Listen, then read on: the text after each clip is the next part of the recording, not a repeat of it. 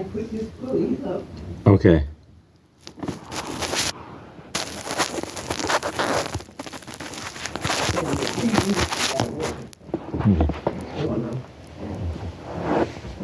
Pulleys up.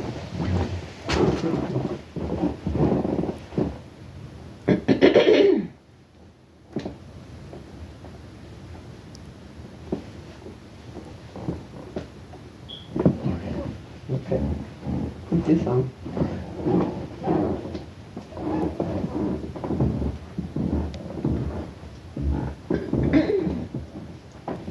We gotta go get a lot of stuff today. Maybe 2 chairs. Wonderful. Right, get, pull me up.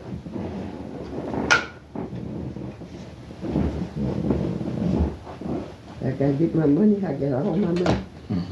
At, what's this place? Chase and Walmart. A lot to do today. Or she, either she gonna do it tomorrow, whatever. Left up to her. Pickup truck was clipped by a small plane on the highway. Just take a look at this.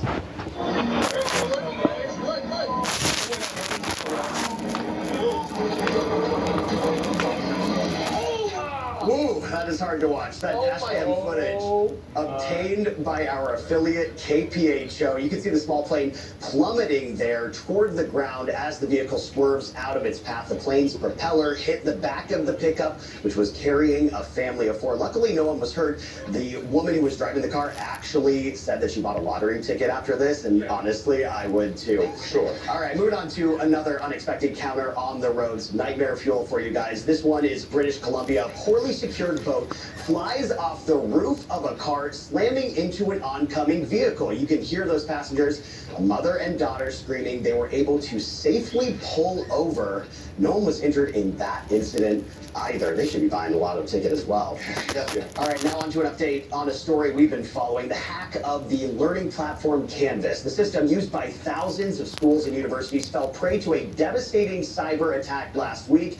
With the data of more than 275 million users held for ransom, the company now says they've reached a deal with the hackers. In a statement, the maker of Canvas said the stolen data was returned and is no longer accessible to the hackers. Part of the deal ensures that no users will be extorted. The company says the platform is safe to use. Still some questions there, though. And finally, if you're a night owl living in northern Alaska, you might be out of luck here. You're looking at the city of Utqiagvig's final sunset. Such cool video there, followed by a sunrise leading into, wait for it, 84 straight days of daylight. You heard that right. The next residents of the northernmost city in the United States will get to have a night on the town, and that will be on August 2nd. So a long time there. Get out the blackout shades, guys. But man, that is a whole lot of sun. Yeah, you're right. Too much sun. Yeah. All right, Tom, thank you so much. All right, turning now to a new lawsuit against ChatGPT. A family says the artificial intelligence chatbot gave advice to their teenage son that led to his fatal overdose. Sam Nelson's family says he used the chatbot for everything from his homework to questions about pop culture. The lawsuit claims he followed dangerous tips, which caused his deadly drug overdose. And a CBS News exclusive, Jolene Kent spoke with Nelson's family. He was my heart. He was an amazing kid.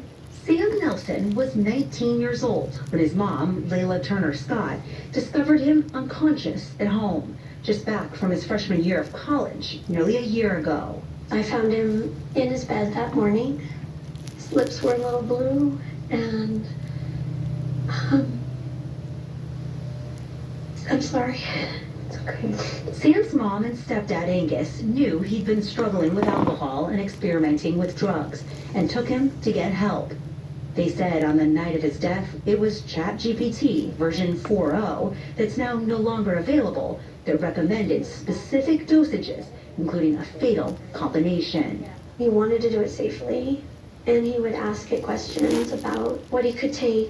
That night, it advised him that it was okay to take Kratom with Xanax, and Sam had done that. Who do you hold responsible for Sam's death? OpenAI.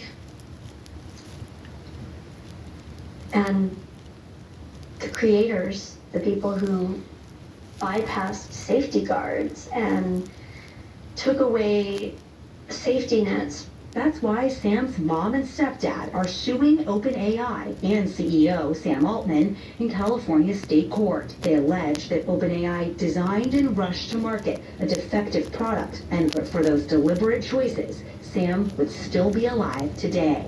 As far as we knew, ChatGPT was a resource. It was a tool that he was using to help himself do homework. What we didn't understand was that it had become his friend. It was helping him fine-tune his experimentation. Sam's parents showed us his 18-month-long ChatGPT history, including the final pieces of advice version 4.0 gave him on the morning of his death. Dispensing advice that any doctor could tell you could be lethal. And it didn't tell him that.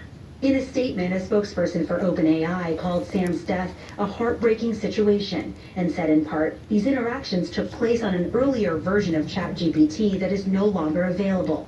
ChatGPT is not a substitute for medical or mental health care, and we have continued to strengthen how it responds in sensitive and acute situations. ChatGPT has launched a new health feature.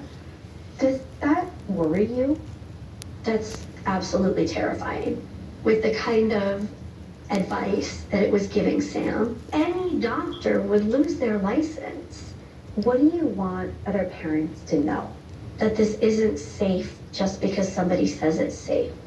And he truly thought he had everything under control. He truly thought he was researching things in a way where he could be safe. And he was so wrong. Since Sam Nelson's death nearly a year ago, OpenAI says it's added new safeguards, including a trusted contact feature for adults, allowing users to designate a contact in case their conversations are flagged for self-harm concerns. But Sam's mom emphasized her son was smart. He was close to his friends. He was aware of how ChatGPT worked. But as with all AI, the tech is just constantly changing, just so fast. Kelly. Yeah, Jolene, thank you for bringing us that interview. And I just want to emphasize a point that Jolene made. The technology is moving so quickly. Yeah. It's hard to react to it. And this is exactly what a lot of people are worried about. When you have a tech that's moving so quickly and these companies are trying to attain profitability, it's very difficult. There's so many lawsuits right now out there about this. Just really tough to hear those parents. Yeah, you're right about that. And this horrific experience from the Nelson family just reminds us parents that we need to be ever more vigilant regarding what our kids are looking at on screens. Yeah. Jolene, Kelly, everybody, thank you. Coming up, the latest on the sailboat at the center of an investigation into a missing American woman in the Bahamas. This is CBS Mornings.